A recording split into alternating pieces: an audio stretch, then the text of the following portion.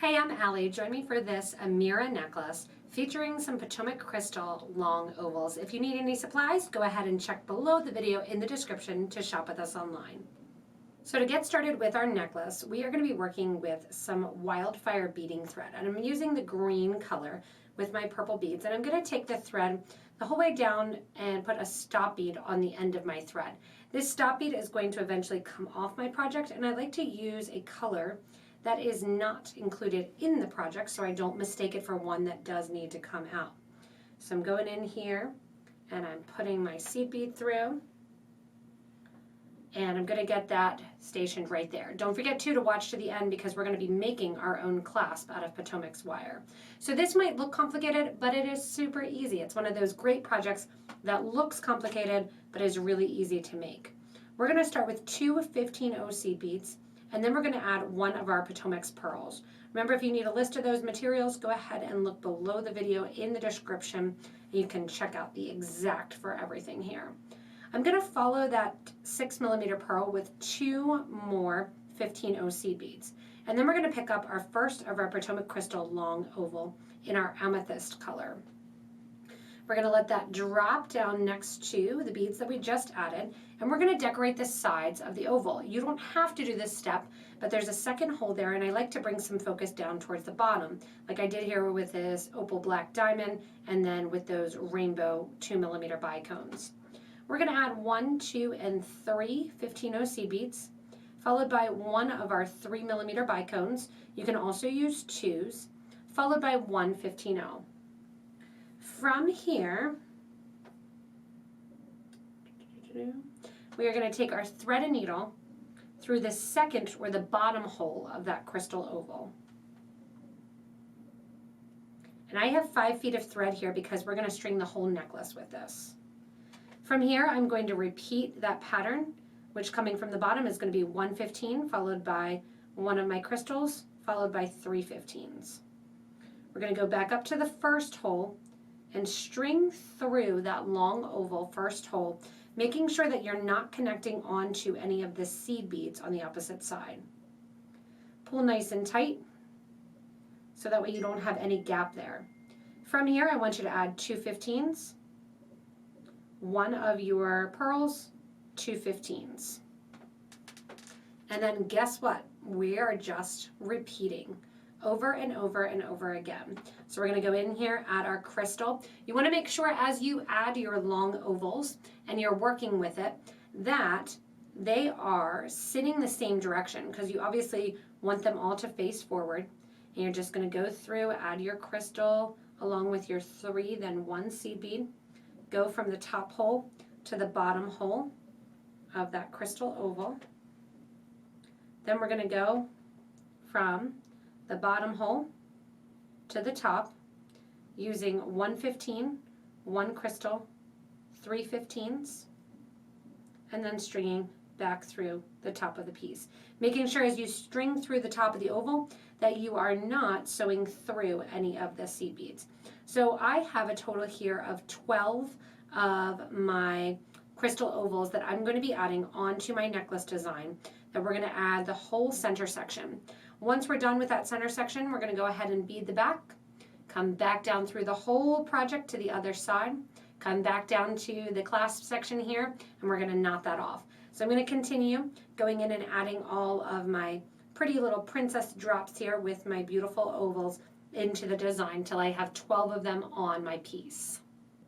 After you have all of your crystal ovals on, and I'm keeping an odd count, so I ended up doing 11, you're going to just go into a basic stringing pattern. So I'm coming out the last of my oval here, and I'm going to add 2 of my 15-0s, then 1 of my pearls, 2 15-0s, 1 of my crystals.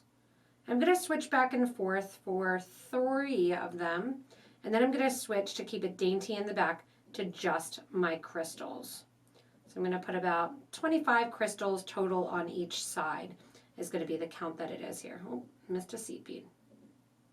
And you're just going to keep stringing and keep going the whole length that you want your necklace to be. So if you want it to be longer or shorter, keep that in mind. You can hold it up to your neck, figure out exactly the length that you want it to be, and see how it is coming along. If you want more pearls and have it heavier in the back, you can certainly do that as well. So I'm just going to keep stringing, keep doing that design till I get that whole 6-inch section completed, and then we're going to add in our soldered ring. Once you have your desired length here, you're going to be coming out of your last crystal. And if you have a wire guard or a clasp, you can totally stick that on, but remember, stick to the end because I'm going to show you how to do a simple S hook. I have my soldered ring on here, and I'm going to go through that soldered ring once and twice, looping the thread through so you have 2 pieces right there on the end. From here, we're going to go the whole way back down our project. So you're going to take your needle and thread literally the entire way down the project through that top line. So as we go down here, going down through all these beads, usually you can line them up pretty easily. You can do a nice go in one. Make sure as you're going through them that you're not missing any of the 15 OC beads as you're pulling them through. I'm going to go back through here. And then as we get to the center, I want you to just go through the 15 O's, the pearls, and the first hole of the long oval. So this is our opportunity, if we have any gaps in the design coming out of the long ovals and then adding in the next 15 O and pearl sets, this is your chance to kind of pull that together a little bit. So I'm coming back towards the center here, going back in. Pulling my thread out that's twisted in my pliers.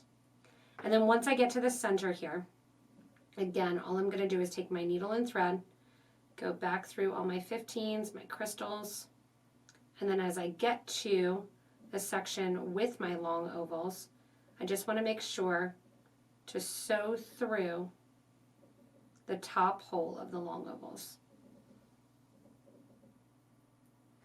Here I am sewing back through.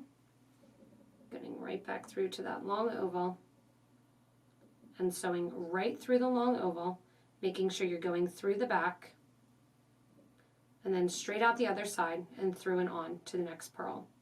Like I said, this helps to make the necklace lay correctly on your neck as you're working with it. And we're going to go the whole way to the other side. When you come out the other side, what I want you to do is repeat what I did on the same side, coming out the pearl and finishing so you have matching ends on the side. We're then going to put our loop on, come back the whole way till we get to that C bead there and tie our thread ends together. Once you string through the second side, I fed the thread back through to the start of this thread, and then all I'm going to do very easily is take my thread and needle along with that starter side and simply tie that together into a knot. Now I still have my thread and needle on there because what I like to do is separate that out from the knot so I don't have a big burned thread ball right next to the design. So I'm just going to take my thread and needle, go in toward the piece, out the back of one of the ovals here,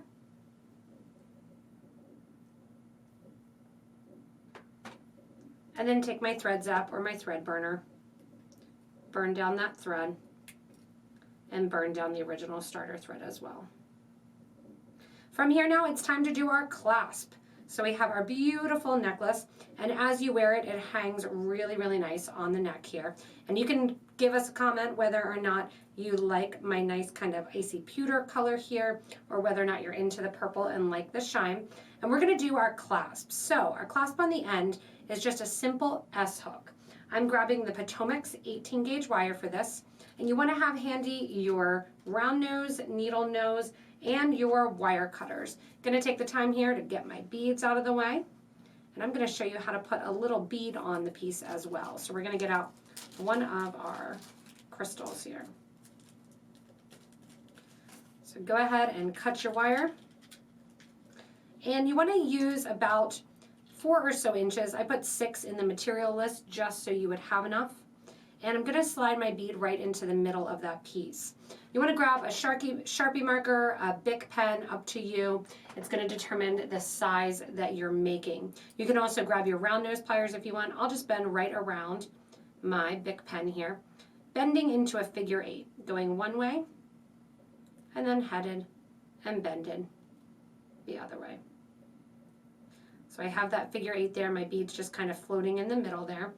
If I want you to stop it, I can use a smaller piece of wire, or sometimes you can even just take your wire, kind of flatten it out on either side there, and it'll stop it from going.